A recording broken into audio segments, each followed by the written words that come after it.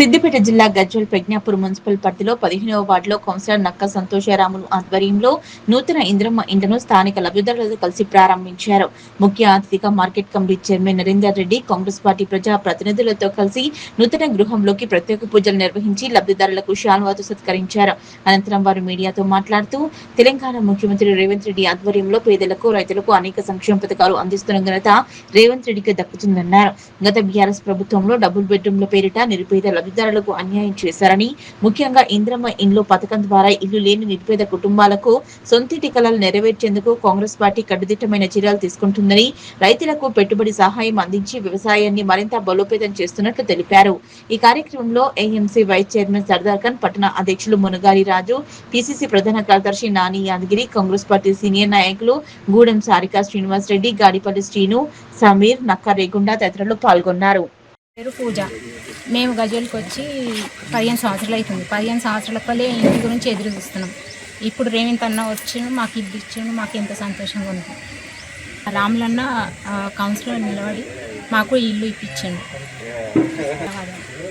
Congress party ధన్యవాదాలు. జై కాంగ్రెస్. ఏదైతే కాంగ్రెస్ గవర్నమెంట్ వచ్చినాక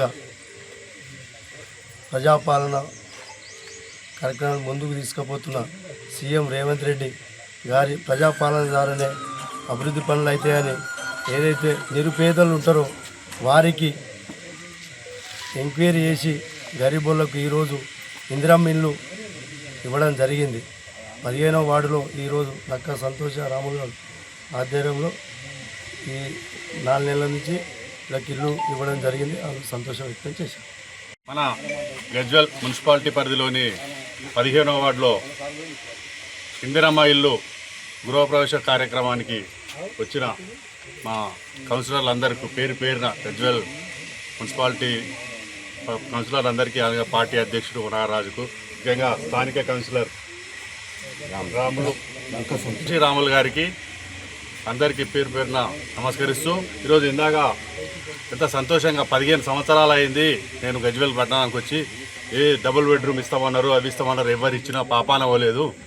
కాంగ్రెస్ గవర్నమెంట్ వచ్చినాకనే మాకు ఇల్లుకు 5 లక్షల రూపాయలు ఇవ్వడంతో మాకు చాలా సంతోషంగా ఉందని ఆమె కళ్ళల్లో ఆనందం చూస్తుంటే, ఇవాళ రేవంత్ అన్న ప్రతి ఒక్కరికి ఇల్లు అనే నిర్ణయం తీసుకోవడం మన అందరి అదృష్టం, మన ప్రజలందరి అదృష్టంగా భావిస్తూ ఈ కార్యక్రమాన్ని, అలాగే మాకు యాదుకుంది ఇంతకుముందే 6 months బ్యాక్ కావచ్చు, ఈ సీసీ రోడ్, ఇప్పుడు మన సీసీ రోడ్ మీద నిలబడ్డం.